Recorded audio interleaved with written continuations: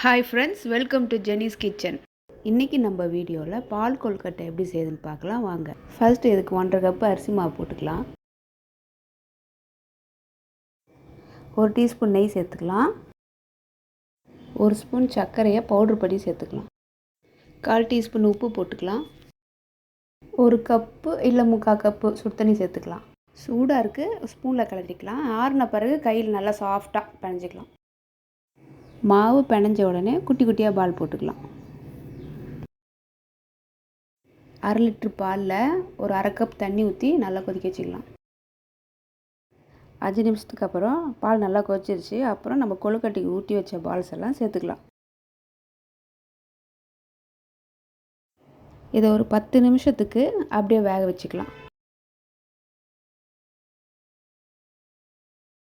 ஒரு முழு தேங்காவை அரைச்சி 1.5 கப் அளவுக்கு பால் எடுத்து வச்சுருக்கேன், அதை சேர்த்துக்கலாம். ஒரு 2 நிமிஷத்துக்கு அப்படியே இருக்கட்டும்.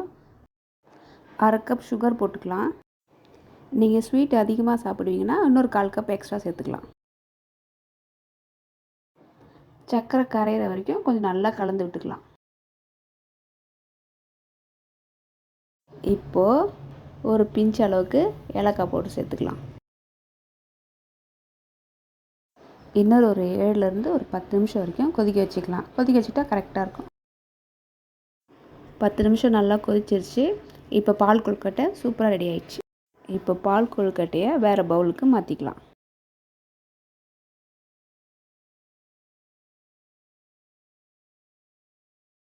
இப்போது பாதாம் இல்லை முந்திரி நல்லா திருவி அது மேலே சேர்த்துக்கலாம்.